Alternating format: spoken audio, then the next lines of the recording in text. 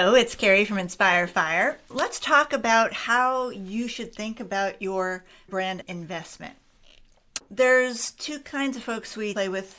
The biggest pool that we swim with are established boutique firms looking to elevate the brand. We do advisory work, small refinements. Then we also do our agency work, which is rebrand to expand. And that happens when there's proof of concept and now the strategic positioning's not there, the target audience wasn't there, the alignment wasn't there, the service offering clarity wasn't there in the beginning when they were starting up, but now it is. So it's about rebuilding that brand, reestablishing, reinventing, so that that hockey stick growth can happen. You know the shape of a hockey stick, right? You know, when you're starting, it's kind of flat, but then when you do it well, the angle of that spike of the stick matters in terms of revenue, gross revenue, and growth and impact. So if you just, you're kind of sort of figuring it out and you don't get it dialed in right, the hockey stick growth year over year is going to have sort of a lower trajectory. But then if you do it right, strategically right, then that hockey stick will have the proper angle. And when you do the math, get a calculator, do a spreadsheet of year over year growth, let's say 20%, 18% year over year versus 10, 15, spiking, experimenting, dropping, and looking at the actual revenue.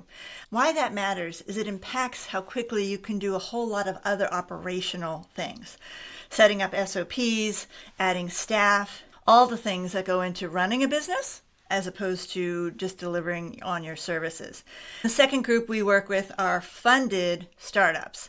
Startups that have working capital to invest in the brand to achieve what we just talked about.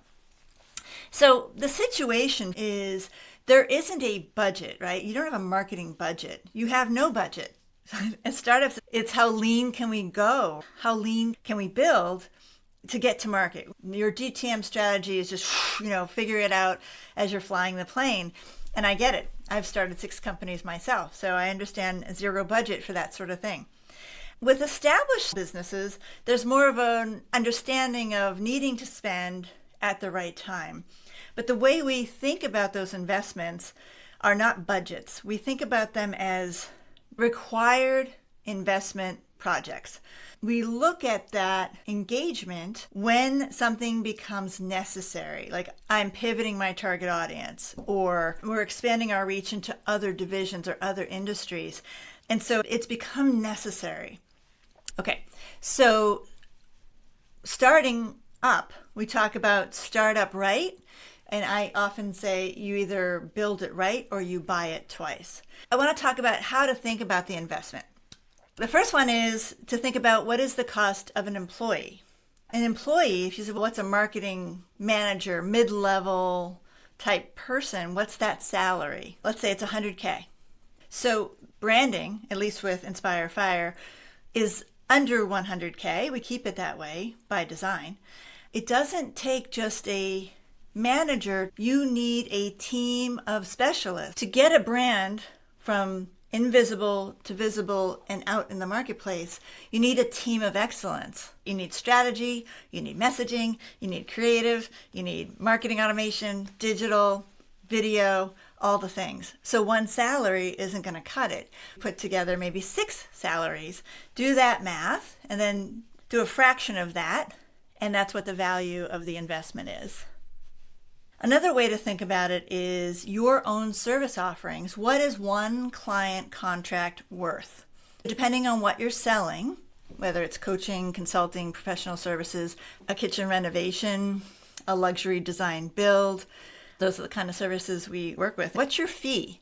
So what we look for in a client is 1x or 1.5 or up to 2x, depending on that brand growth plan.